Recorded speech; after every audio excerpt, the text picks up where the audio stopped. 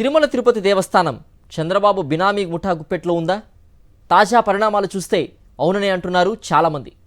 చంద్రబాబు బినామీ లక్ష్మణ్ కుమార్ తిరుమలలో సూడో అదనపు ఈవోగా చక్రం తిప్పడంపై పలు అనుమానాలు వస్తున్నాయి.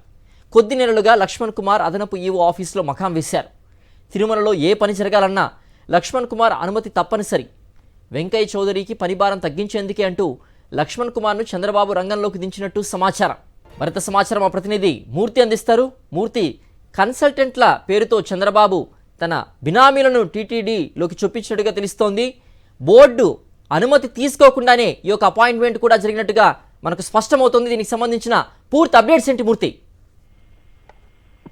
తిరుమలలో వైకుంఠ ఏకాదశి పర్వదినానికి సంబంధించి ఏదైతే ఒక తొక్కిసలాట ఘటనకు సంబంధించి చాలా చీకటి సూచనలు జరిగినాయని తెలుస్తూ ఉంది. ప్రధానంగా తిరుమల జేఈఓ ఆఫీస్ కేంద్రంగానే ఇవన్నీ వ్యవహారాలు జరిగినట్టుగా తెలుస్తున్నాయి. ప్రధానంగా తిరుమలలో ఒక వ్యక్తి టీటీడీలో ఉద్యోగిగా చేరాలంటే దానికి ఏదైనా ముందస్తుగా ఉత్తర్వులు, అధికారిక ఉత్తర్వులు ఉండాలి. మరోవైపు ఓఎస్డీగా ఆఫీస్ స్పెషల్ డ్యూటీగా చేరినప్పటికీ అధికారికంగా ఆదేశాలు ఉండాలి. ఎలాంటి ఆదేశాలు లేకుండానే లక్ష్మణ్ కుమార్ అనే వ్యక్తి ఈరోజు టీటీడీలో సూడో అదనపు ఈవోగా నిర్వహిస్తూ ఆయన యొక్క బాధ్యతలను జేఈఓ కార్యాలయం కేంద్రంగా నడిపిస్తున్నారు. తిరుమలలో ఉన్నటువంటి అడిషనల్ ఈవో కార్యాలయం ఏదైతే ఉందో దీనిలో ప్రత్యేకంగా ఆయన అడిషనల్ ఈవోగా ఉన్నటువంటి ఈ యొక్క వెంకయ్య చౌదరితో పాటు సమీక్షల్లో పాల్గొంటూ కింది స్థాయి ఉద్యోగులకు ఆదేశాలు కూడా జారీ చేస్తున్న పరిస్థితి కనిపిస్తుంది. ఇవన్నీ వ్యవహారాలు చూస్తా ఉంటే ఏదైతే గతంలో ఫైబర్ నెట్ కేసులో ప్రధాన నిందితుడిగా ఉన్నటువంటి కృష్ణకు సంబంధించి అనుచరులుగా ఉన్నటువంటి లక్ష్మణ్ కుమార్,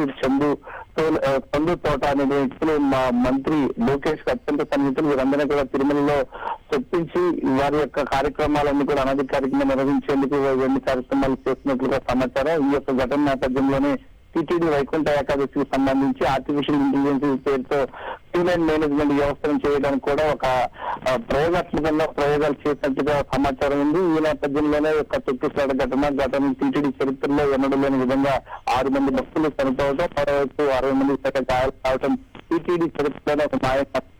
ఇలాంటి ఘటనల కారణంగా క్రౌడ్ మేనేజ్మెంట్ విషయంలో ఒక మంచి పేరు ఉన్నటువంటి టీటీడీ అబాసు పాలైంది. ఈ అన్నిటికీ కారణం టీటీడీ అదనపు ఈవోకు సూడో అదనపు ఈవోగా చలమని అవుతున్నటువంటి లక్ష్మణ్ కుమార్ వ్యవహార శైలిని ప్రధానంగా యొక్క దానికి వ్యవహారం అని చెప్పి టీటీడీ అధికారులు చెప్తున్నారు. ఎలాంటి ఆదేశాలు లేకుండానే, అధికారిక ఉత్తర్వులు లేకుండానే ఇతను సమీక్ష సమావేశాల్లో పాల్గొనడం ఒక తప్పు అయితే, సాక్షాత్తు టీటీడీ ముఖ్య నిఘా భద్రతాధికారి సమీక్షలో పాల్గొన్నారు. అటు ఇతర విజిలెన్స్ అధికారులు కూడా సమావేశాల్లో పాల్గొన్నారు. వారితో పాటుగా సమాన స్థాయిలో సమీక్షలో పాల్గొనడం ఏ స్థాయి అర్హత కింద వస్తుందనేది కూడా పలు అనుమానాలు సాగిస్తుంది. వీటన్నిటిపైన కూడా లోతైన విచారణ జరగాల్సింది. కూటమి ప్రభుత్వంలో ఉన్నటువంటి పెద్ద ముఖ్య నేతల సూచనలతోనే వీరంతా కూడా టీటీడీలోకి అనధికారికంగా వచ్చి చేరారు. వారికి సంబంధించి అధికారిక కార్యక్రమాలన్నీ కూడా తెరచాటు నుండి నిర్వహిస్తున్నారు అనేది ప్రధానంగా ఆరోపణలు అనిపిస్తున్నాయి. ఓకే మూర్తి.